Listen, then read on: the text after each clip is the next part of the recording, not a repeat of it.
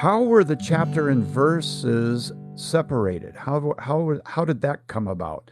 Why do some chapters start in the middle of a paragraph? Well, that is a very good question. Why do we have chapters and why do we have verses? Well, originally, both the Old and New Testament did not have chapters and did not have verses. That came a little bit later. I'll give you the rundown here. In the 5th century, the biblical scholar, you know him, St. Jerome, divided the scriptures, particularly the New Testament, into very small portions called pericopes. And if you do any kind of study or you get into theology or scripture study, scholars will talk about a particular pericope. It might be Jesus walking on water or something else. And then they will take the Gospels, for example, and they will put those pericopes together to get kind of a synopsis of that particular story. And it's still used today, this idea of pericopes. Stephen Langton, professor at the University of Paris and later the Archbishop of Canterbury, put the modern chapter divisions into place in the Middle Ages. Around 1227, he did this to the Latin Vulgate.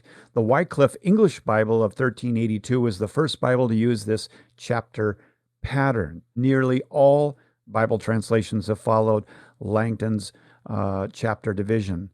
So you have then the Hebrew Old Testament divided into verses by a Jewish rabbi by the name of Nathan in 1448. Robert Estienne, who was also known as Stephanus, was the first to divide the New Testament into standard numbered verses, and that was in 1555. But the first Bible in English to use both chapters and verses was the Geneva Bible, and that was in 1560. So you're talking Reformation time.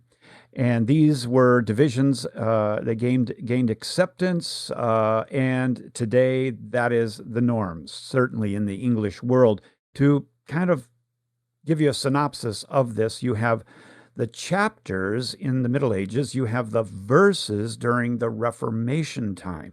And prior to that, you have just letters. Like all the New Testament books are letters. The Gospels are an accounting of the life of Jesus.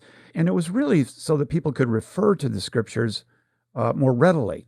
You had chapter divisions and then all the way down to verses. And sometimes it seems that a new chapter begins in the midst of a thought or a paragraph.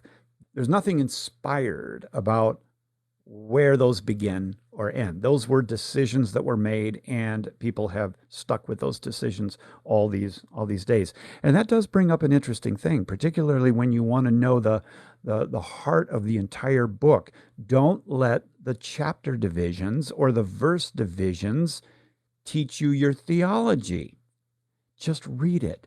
And a real good example of that is way back in the book of Revelation. When you go back into the book of Revelation, you learn about the Blessed Virgin Mary, and you will see at the end of chapter 11, it gives this tease in a way, where John says in chapter 11 and verse 19, "Then God's temple in heaven was opened, and the ark of the covenant was seen within his temples.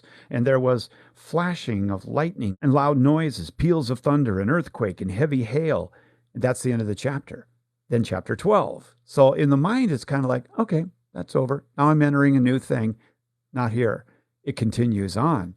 And it's talking about the Blessed Virgin Mary as being the new Ark of the Covenant. It just told you that we have seen the Ark of the Covenant. John sees it in heaven, and then the chapter ends. But then chapter 12 picks up, "And a great sign appeared in heaven, a woman clothed with the sun, with the moon under her feet, and on her head a crown of 12 stars." It gives you the exact description of Our Lady of Guadalupe.